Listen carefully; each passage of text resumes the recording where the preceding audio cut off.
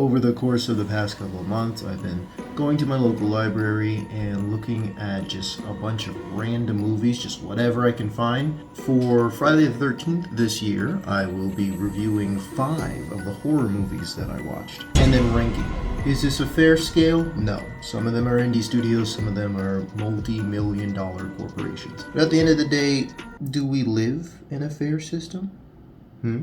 First up, Terror Eyes. This one was made by Indican Pictures, which is a fun-looking indie studio, and every reviewer of this movie is an absolute Chad. It's about an evil Twitch streamer that everybody is really ableist to. He's like part of this group with his older brother who has a fiance who is secretly cheating with the older brother, and also the best friend of those two people who also secretly likes the older.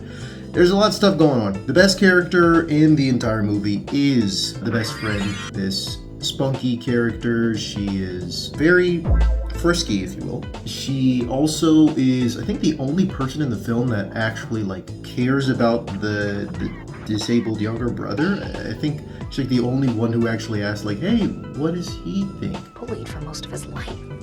Or people just ignore him, like we do. Yeah, but that's what he wants. Is it? And everybody else just hates him for some reason. Of course, she's the only minority in the movie, so she did. And there's also this random YouTuber guy named Sammy Salami or something that just appears. I'm Sammy Psilocybin, and you're watching Terrorized TV, bringing you the best of TE. And everyone in the movie unironically hates him. I don't know why he's there. It's so funny. It's all in all, it's a good movie for a sleepover with friends. Would definitely recommend you pick up a copy, buy it or rent it. I mean, they're an indie studio, so they definitely need all the support you can get them. I put this one at number 2. Next up is Lady Usher. This one is another indie can banger. I'm not punching down, but it just was not very well received, and I kind of see why. It is based on the 1839 short story from Edgar Allan Poe called The Fall of House Usher. It's about a young nobleman, or I guess a rich kid, who has this girlfriend. I think wants to move on with the next step with her, but her mom doesn't approve. But also her mom is a psychic, I think, and has a very interesting moment in the shower with the girlfriend telekinetically. Lady Usher.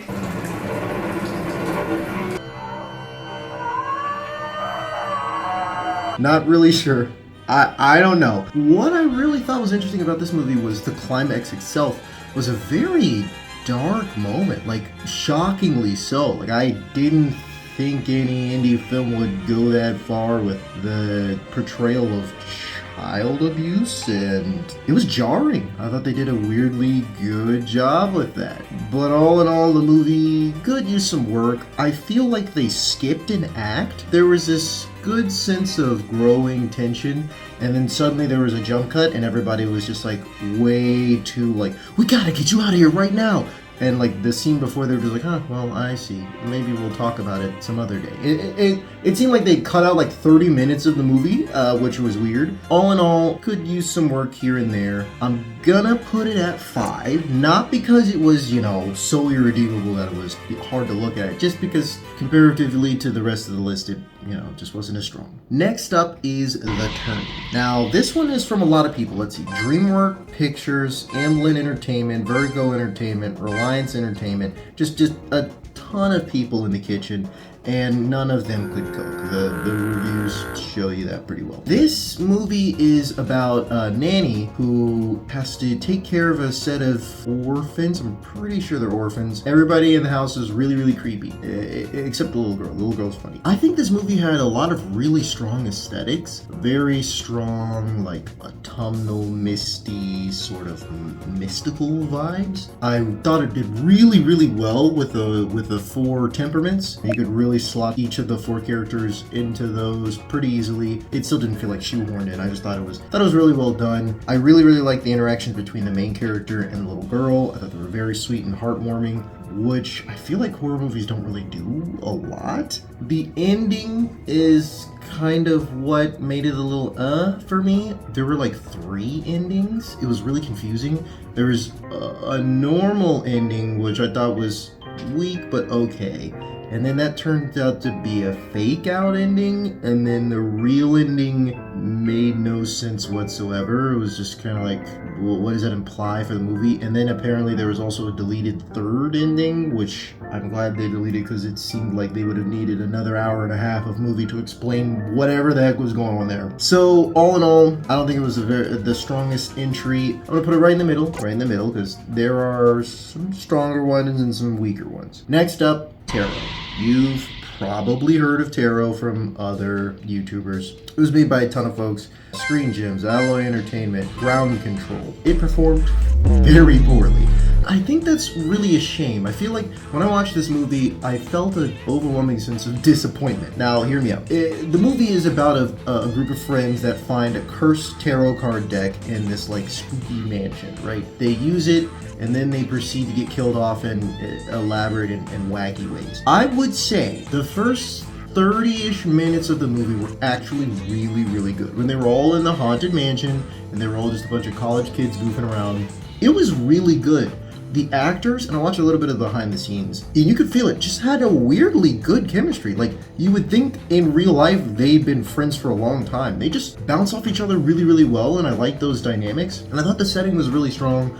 Then they left the mansion, and they got to the kills, and everybody started making really dumb choices. It really sucks because the monster, like the creativity with the monsters in this movie, like how the prosthetics were made and the masks and all of that is like, it's not CGI, it's like actually people took time to make these things and they look epic. And the movie was just garbage because it wasn't the acting was great.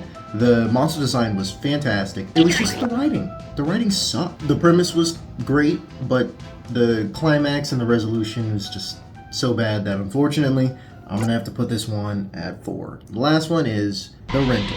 This one was by Black Bear Pictures, simple and clean, very decently rated. And this movie was about 2 couples, the 2 brothers and their wives, and also one of the brothers is a business partner for the wife of the other brother. They go to an Airbnb as a getaway for a weekend. It just gets really messy, like the different relationship triangles and stuff. It just gets really bad. And then there's this also an evil serial killer that's trying to get them as they're at this cabin. I think it ranks highest just because it's just a really competent film. Doesn't really do anything wrong. It's decent, well put together. There weren't any glaring plot holes.